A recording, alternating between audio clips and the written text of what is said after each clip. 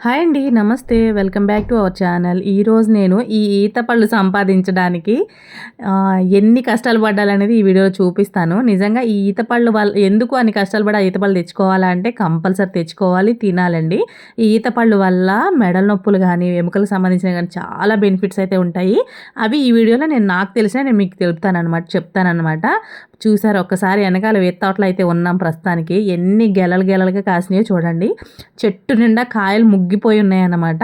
ఈతకాయలు కోసేటప్పుడు నార్మల్గా చేతులు పెట్టి కోస్తాయి ఉంటే ఏమవుతుందంటే ఆకులకున్న ముళ్ళు మనకు బాగా గుచ్చుకుంటాయి. అలా కాకుండా ఇలా ఒక టబ్ తీసుకొని మంచిగా కోసుకున్నట్టయితే బాగుంటుంది. పచ్చిగా ఉన్నాయి కొన్ని ఏమో పళ్ళు అయిపోయినాయి, కొన్ని ఎండిపోయినాయి అనమాట. ఒక్కొక్క పండు ఒక్కొక్కసారి తయారవుతుంది కాబట్టి ఇలా అయితే ఉంటాయన్నమాట. ఇవి తినడం వల్ల అనేక ప్రయోజనాలండి. నిజంగా చెప్పాలంటే నిజంగా ఇవి తెలిస్తే ఎవ్వరు మానేయరు. మనకి ఎక్కువగా ట్రైన్‌లో గానీ, సిటీల్లో ఉండే వాళ్ళకి గానీ దొరుకుతా ఉంటాయన్నమాట ఈ ఈతకాయలు. వీటి వల్ల ప్రయోజనాలైతే ఇప్పుడు మనం తెలుసుకుందాం. నాకు తెలిసినయేయో కొన్ని మీకు చెప్తాను కంపల్సరీ.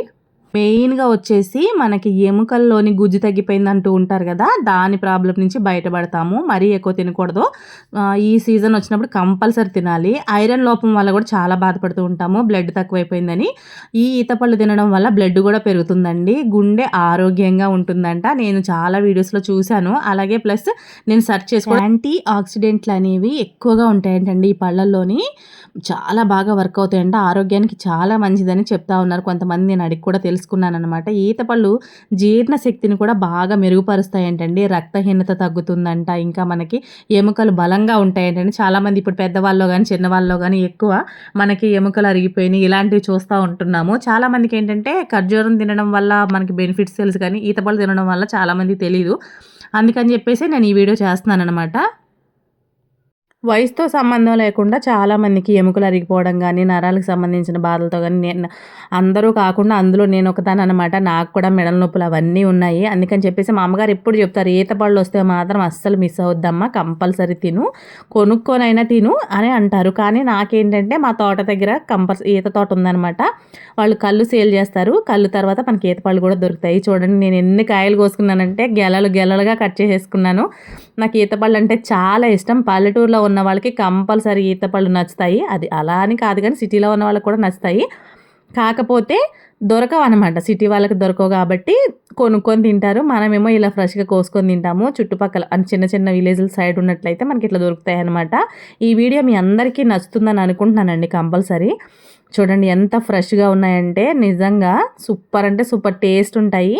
సేమ్ మనం ఖర్జూరం ఎలా అయితే ఉంటుందో అలాగే ఉంటాయి. కాకపోతే ఖర్జూరంలో అనేది కండ అనేది ఉంటుంది. ఈత పళ్ళలో కండ తక్కువగా ఉంటుంది. ఒక గుప్పెడు తిన్నా కూడా తిన్నట్టు అనిపించదు. ఎందుకంటే గింజ అనేది ఎక్కువగా ఉండి కండ అనేది తక్కువగా ఉంటుంది.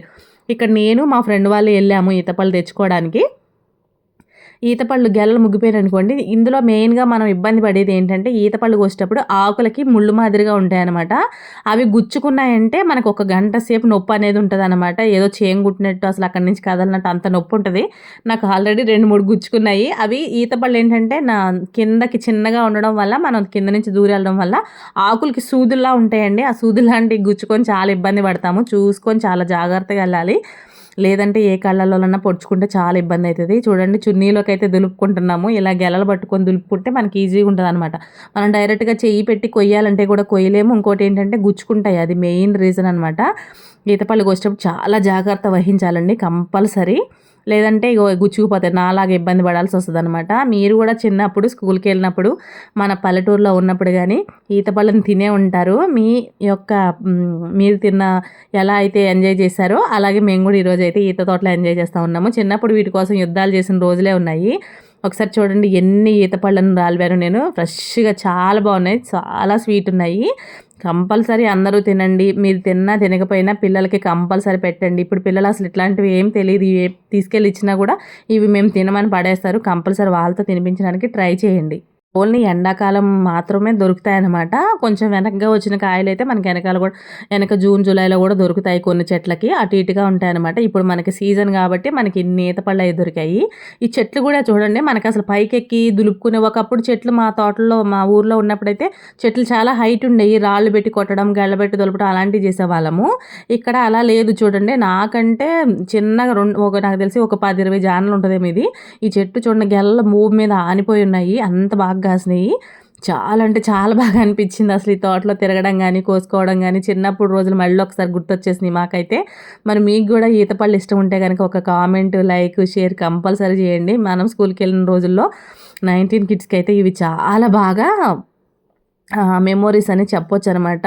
అంత బాగా ఎంజాయ్ చేసేవాళ్ళం అప్పుడు తోటల్లోకెళ్ళడము, తిరగడము, ఇట్లా పళ్ళని సేకరించడము. అవి అప్పుడు ఇప్పుడైతే అసలు పిల్లలు ఏ తోటలోకి రావట్లేదు, కాలు మట్టిలో పెట్టడానికి ఇష్టపడట్లేదు.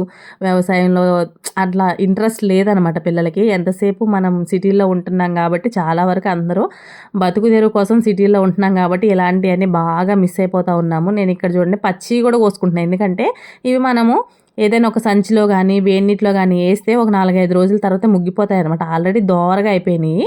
దోరగా అయినందుకు నేను ఇలా కట్ చేసుకున్నా. ఇవి తర్వాత కూడా మనం తినొచ్చనమాట. మనం అస్తమాటు ఎళ్లి తెచ్చుకోలేం కాబట్టి, ఒకటేసారి ఎళ్ళినప్పుడు కొన్ని ఎక్కువ తెచ్చుకుంటే, కొన్ని ఎక్కువ రోజులు తినడానికి ఉంటాయి. మంచిగా మనం ఫ్రిడ్జ్‌లో పెట్టి స్టోర్ చేసుకుంటే గూడా మనకి స్టోర్ చేసుకుంటే కూడా ఎన్ని రోజులైనా ఉంటాయి. అస్సలు పాడైపోవు. ఖర్జూరమే కాదు ఇట్లాంటివి కూడా తినాలి. మన పిల్లలకి తినిపించాలి.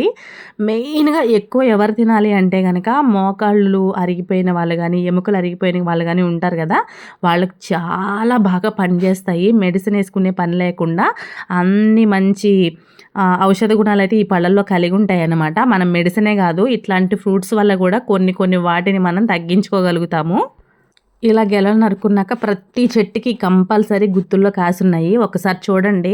ఈ ఆకుల దగ్గర పొడవాటిగా చిన్న చిన్న ముళ్ళు ఉన్నాయి గదా! ఇవి గుచ్చుకుంటేనే చాలా విపరీతమైన మంటొస్తది.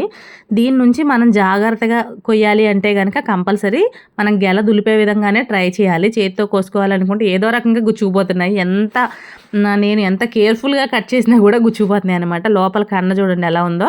ఇలా మనం కోసుకుంటుంటే ఎంత హ్యాపీగా అనిపిస్తది. నిజంగా చెట్టు నుంచి పండిన పండు చాలా టేస్టీగా చాలా బావుంటది. నా అదృష్టం ఏంటి అంటే ఇలా ఏవైనా సరే చెట్టు మీద పండిన పళ్ళనే నేను ఎక్కువగా తీసుకురావడం అయితే జరుగుతుంది. అంటే మేము చేసే వ్యవసాయం చుట్టుపక్కల ఎవరో ఒకళ్ళు తెలిసినోళ్ళు ఉంటారు కాబట్టి ఎవరో ఒకళ్ళ దగ్గరికెళ్ళి ఇట్లాంటివన్నీ డైరెక్ట్‌గా తినడానికి మనకి మంచి అవకాశం అయితే దొరికిందనమాట.